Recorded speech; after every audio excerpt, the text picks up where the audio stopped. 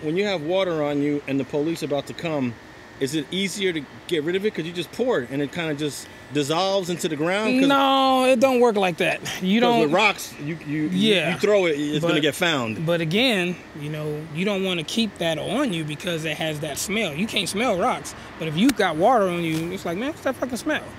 But with that, you can't go to jail on the smell though. No, but you know, you don't want them sniffing around you either. You know what I'm saying? You don't want them to have any probable reason to fuck with you at all. No, you just have somewhere where you keep it, and then when you know somebody coming, you go, you know, bend a corner or do a little backspin and come back with it. Boom, there you go. And you know, it's a process like that. You just don't keep it on you. You'd be a fool to do that. But when I knew, fuck, I'm going to jail, I ain't coming home. When I got caught for the bank robbery.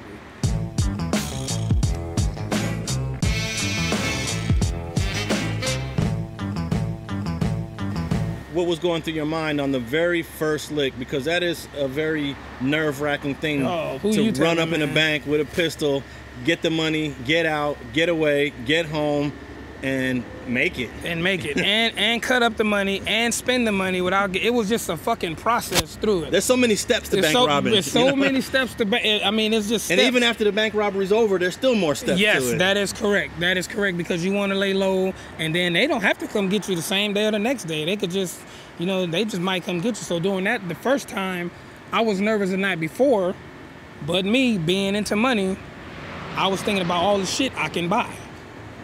So I said, okay, I still had the water business going. Well, not business, but the water hustle. But I knew with this, I said, I knew for a fact, no matter what I get, it's gonna be more than what I got from here. So the night before, I was thinking like, damn, you know, I wasn't trying to talk myself out of it. I was going regardless, rain, sleet, or snow. But the butterfly was like, damn, I ain't never done this before, because I never jacked nobody, never robbed nobody, you know, none of that. So I think if I would have done that before, that would have kind of helped me feel at ease. But being that I never put a lick down before or jacked nobody, then this is my first time taking a pistol, not only just holding it for protection, but actually pulling it out, getting something from it. We went over to what we gonna do. He already had what we needed, all the tools to do it.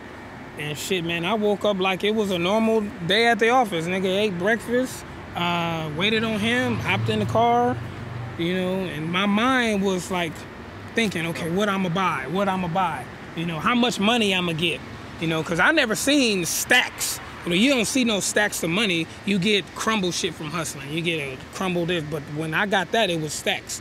So that morning this is my first one, that morning on the way to the get down, you know, I'm sitting in the back seat and we still talking about what we're gonna do, okay, going there. And I'm just, a lot of this shit playing through my mind, what I'm gonna do. And you know, sad to say, the first one I was really good at it too. I felt really great. So when I went and did it, this time I hopped over the counter and had them clean out the drawer.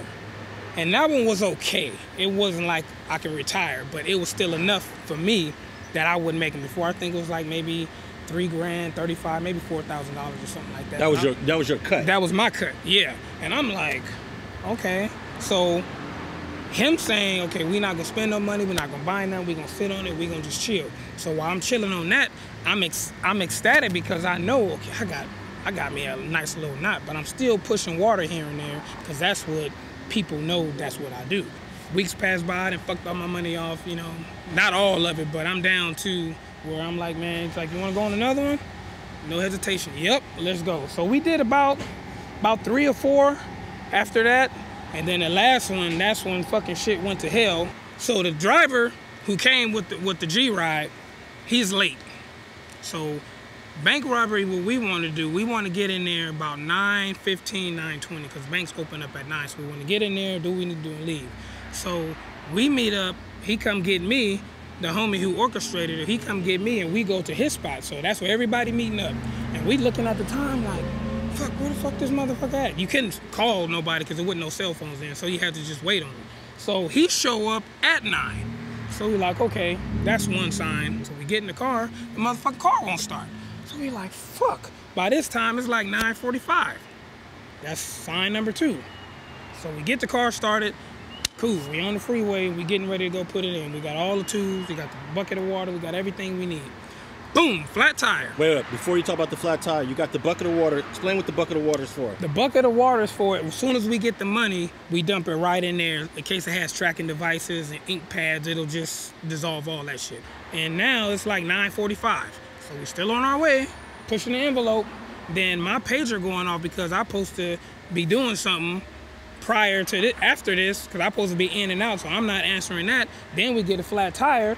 And then it's like, fuck, man, and it's just all this shit. So we fucking with the tire. We got the water in the seat, and we got the tools. Then guess who pulls up on us? Fucking highway patrol. He's asking us, oh, you guys all right? You know, you need help? And I'm like, no, we got somebody coming. We just, you know, want to get this stuff together before they get here. That is, at that point, I should have called Rank and was like, you know what? I ain't doing it. But me being greedy and me not listening, and me thinking about I got to even out my pockets for this other $20,000 I gave this motherfucker who ain't paid me. So I was like, fuck it, we going. Okay, so you're already in the whole 20 racks. Briefly, tell us about this loss. You took a huge loss. Yes, I took a huge loss. I gave somebody 20 racks for some work that I was trying to get in the D game, but he stiffed me. So now I'm like, okay, I got 20 racks out in the street. Okay, so I need to even out my pockets. All I gotta do is, okay, I'll go rob another bank. That's how my mentality was. Whenever I feel I'm low, because I'm not selling water. I'm not doing water no more. I'm not doing nothing but robbing banks. That's all I'm doing. Everything I bought, from socks to hats to shoes to a stick of bubble gum, was bought with bank money. Everything. If I took you out to lunch, it was bank money. So I had to even that out. So I was like, fuck it, we'll just go rob another bank. Now, I brought this last lick to the table. No, they didn't come to me. I came to them. Like, you know, let's go do another one. No questions asked like why or how come. They was just like, okay, cool. I forced the issue. So now we fixed the flat tire. Highway patrol going this way. We get to the bank. It's like fucking 10:15, 10:20. It's late. The bank is full of fucking people, old people, young people. It's just fucking chaos. So they must have seen us pull up. Because at that time, it wasn't no security outside. I think the motherfucker was in. But he must have seen us pull up, getting into character. You know, you putting on your mask and shit. So he must have seen that. Somebody hit the fucking button and they came out of nowhere. So it was like... What was the response time like? We got to the door.